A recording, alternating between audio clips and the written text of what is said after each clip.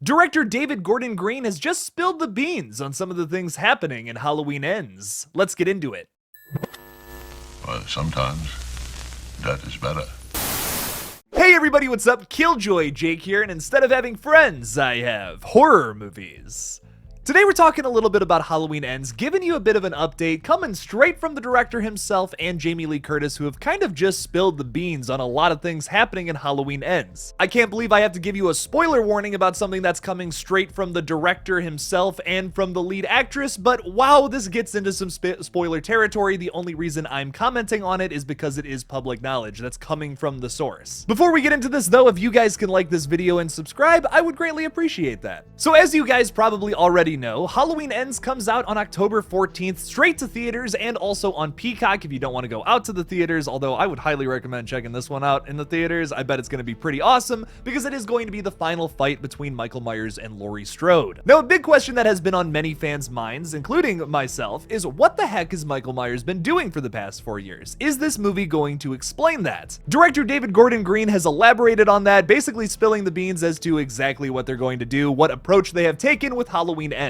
Green explains to Total Film magazine, specifically talking about what Michael has been doing for the past 4 years. He says, "We don't really explain that. It's like, I don't want to see where Jaws goes to sleep at night when I'm watching a shark movie. I want to see him when he pops up and he's got an appetite." Now, personally, I understand where David Gordon Green is coming from here. I think when a movie over-explains itself, something that the Halloween franchise has done many times in the past, it kind of ruins the movie and makes it a little lackluster. It's like, why are we over-explaining this? What's so scary about the entity of Michael Myers is that he's unexplainable. The mystique surrounding his character, why he's evil, why he's killing, that question is what drives us to these movies. So to answer that kind of ruins all of that, and I wouldn't want that question answered personally. But logistically, you also can't just say that Michael Myers has just been walking around Haddonfield for 4 years and then just randomly decided to start killing again now. Like, that needs to be explained, I feel like, or else the plot's not gonna work. These are apples and oranges here when we're talking about things that need to be explained and things that don't. The thing that's odd about this quote is that not only does it over-explain something that's happening in this movie, I also just feel like maybe it's not necessarily 100% truthful.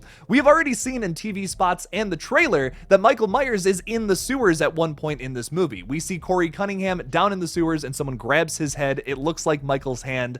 I would have to guess it's him down there. Now, they may not elaborate as to how he survived down there, which would be disappointing to me because I really want to see the guy bite into a fucking rat, but now if that's the approach that they've taken, where they don't over-explain where he's been these past couple of years, that I'm fine with. That's the best case scenario in my opinion. But you have to give us a little bit of a context clue as to what's been going on, otherwise we're just gonna assume that he's just been continuously walking through these neighborhoods the past 4 years, and the cops just never caught on to that. That's gonna be a big no-no from a writing standpoint, so you gotta at least do that for us. On the other hand though, Jamie Lee Curtis tells Total Film magazine, by the time you meet Laurie Strode, she has gotten help to process the level of violence that has been perpetrated against her and her family. She's done the work, and there's a moment at the beginning of the movie where you actually meet Laurie. I'm not going to say she's as innocent as she was back when she was a 17-year-old girl, but she has a layer of hope about her. That's a beautiful place to start a really tragic, incredibly violent ending. Now, this is a tough quote here, because there's been a lot of things in the marketing that would make us think one thing or the other about how the outcome of this new movie is going to play out. On the one hand, we have this very positive version of Laurie Strode, like the best outcome for her, where she's really overcome her trauma and everything that happened to her family that has been incredibly traumatizing to her and has affected her for over 40 years now. Her getting over that, I'm sure, would be very satisfying to fans, but of course we wouldn't have a movie if Michael Myers wasn't out there killing people again. So we're gonna bring Michael back into this movie. He's gonna start killing people again.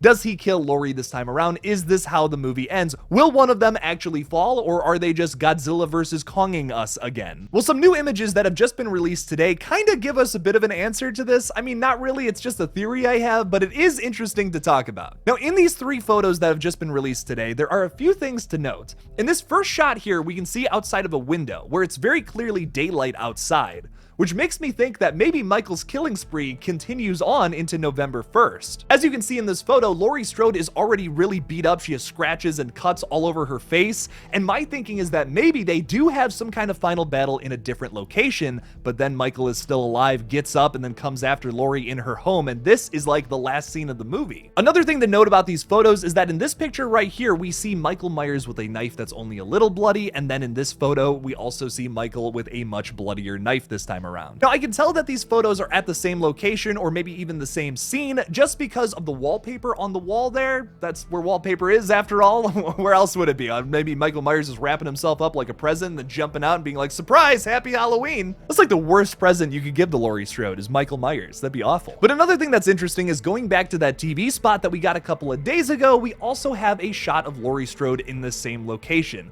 So is this Laurie's blood on the knife? A lot of the updates we've been getting recently for Halloween Ends have kind of made me think that maybe Michael has the upper hand here. Obviously, this could be marketing manipulation, which is a tough word for me to say, as you can see, past that stutter that I just had there, my god. But could this also just be foreshadowing a very, very dark ending, like how Jamie Lee Curtis even talks about here in this quote? I talked about in my last video how, like, that would probably be a more realistic ending, even though this timeline hasn't been super realistic. I mean, Michael Myers has taken more bullets than any old man could probably take. At this point, though, it's kind of hard not to assume that maybe Michael has the upper hand here, or at least he's going to have some kind of resurrection mid-movie and then come after Laurie again. I really think that relentlessness could be a cool thing to play into here. However it ends, though, that's anybody's guess. This is a trope that some people are kind of sick of, but it always works for me when a killer just won't go down and he just keeps killing people. The ending of Child's Play, I think, is a great example of this. The Hitchhiker from Creepshow 2, if you guys know that skit, that's like one of my all-time favorites from the Creepshow movies. You have this Hitchhiker character just continuously coming after our protagonist here, and she just cannot kill it. No matter how many bullets she puts into it, no matter how many times she runs over it or stabs it, it just keeps coming after her.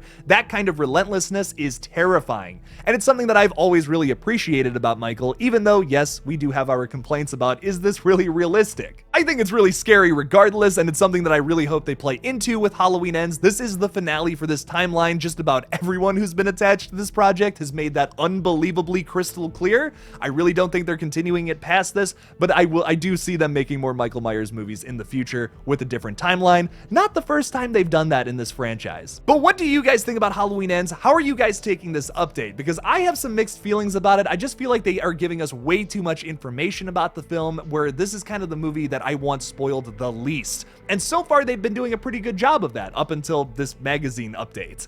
What do you guys think, though? Leave me something about it in the comments below. Thank you guys so much for watching this brand new Halloween Ends update. Don't forget to like this video and subscribe for more horror content. Also, I'd like to shamelessly plug The Lethal Collective, which is going live tonight at 5:30 p.m. Eastern. Make sure to catch that stream and help us get to 1,000 subscribers. That would be pretty rad, Brad. Oh god, I can't believe I just said that. If you want to support this channel further, you can become a Patreon supporter or a channel member by clicking that join button on my page. I have a brand new video coming out for Jason and Freddy tier supporters tomorrow, so you don't want to miss that one. It's gonna be a banger. Thank you guys again for watching this little update, and as always, don't forget to kill it out there, y'all.